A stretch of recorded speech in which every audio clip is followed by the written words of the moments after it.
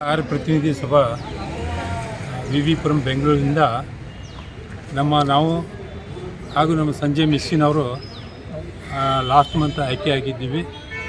ಹಾಗೂ ಇವರು ಪ್ರಧಾನ ಅಂತ ಆಯ್ಕೆಯಾಗಿದ್ದ ಇಡೀ ಎಂಟೈರ್ ಕರ್ನಾಟಕಕ್ಕೆ ಆರ್ಯ ಸಮಾಜ ಚಟುವಟಿಕೆ ಮಾಡಲಿಕ್ಕೆ.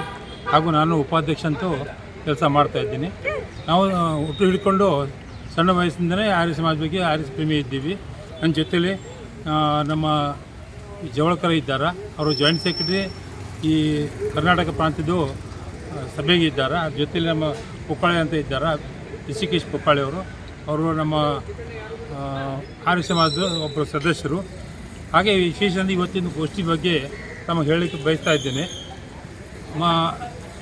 30ನೇ ಅಕ್ಟೋಬರಿಂದ 2ನೇ ನವಂಬರ್ ತನಕ ನಮ್ಮ ನವದೆಹಲಿಯಲ್ಲಿ ಅಂತಾರಾಷ್ಟ್ರೀಯ ಮಟ್ಟದ ಒಂದು ಅಧಿವೇಶನವನ್ನು ಆಗ್ತಾಯಿದೆ.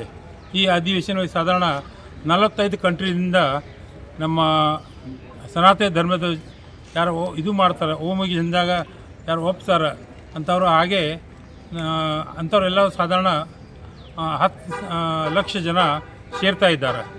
ವಿಶೇಷ ಮಾಡಿ ಸ್ವಾಮಿ ದಯಾನಂದ ಸರಸ್ವತಿ ಅವ್ರದ್ದು 200 ವರ್ಷ ಹುಟ್ಟುಹಬ್ಬದ ಆಗಲಿ, ಜೊತೆಯಲ್ಲಿ 150 ವರ್ಷದಿಂದ ಆರ್ಯ ಸಮಾಜದ ಸ್ಥಾಪನೆ ಆಗಿದೆ. ಈ ಕಾರಣದಿಂದ ಈ ಫಂಕ್ಷನನ್ನು ದಿಲ್ಲಿ ಒಳಗೆ ಮಾಡ್ತಾ ಇದ್ದೇವೆ. ಅದಕ್ಕೆ ವಿಶೇಷ ಇದು ಆರ್ಯ ಸಮಾಜದ್ದು ನಮ್ಮ ಹಿಂದೂ ಧರ್ಮದ್ದು ಆಗಲಿ, ಇಡೀ ಇಂಡಿಯನ್ದು ಆಗಲಿ, ಇದು ಬ್ರಿಟಿಷರ ಜೊತೆಯಲ್ಲಿ ಆಜಾದಿ ಮಾಡ್ಕೊಳ್ಳಿಕ್ಕೆ ನಮ್ಮ ಸಾಕಷ್ಟು ವರ್ಕ್ ನಾರ್ತ್ ಇಂಡಿಯಾ ಒಳಗಾಗಲಿ, ನಮ್ಮ ಇಡೀ ಈವನ್ ಹೈದರಾಬಾದ್ ಕರ್ನಾಟಕ ಏರಿಯಾ ಆಗಲಿ ಆರ್ಯ ಸಮಾಜ ಒಂದು ದೊಡ್ಡ ಕೊಡುಗೆ ಕೊಟ್ಟಿದೆ ಆರ್ಯ ಸಮಾಜ.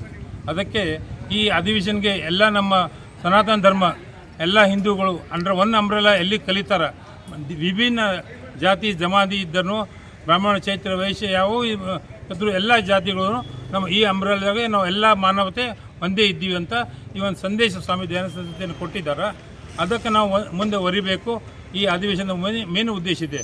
ಸೊ ಎಲ್ಲ ಒಟ್ಟಿಗೆ ಆಗಿ ಒಂದು ದೇಶದಾಗಲಿ ಮಾನವತೆ ಆಗಲಿ ಉದ್ಧಾರವನ್ನು ಮಾಡಬೇಕು. ಆ ಅಧಿವೇಶನ ನಡೀತಾ ಇದೆ.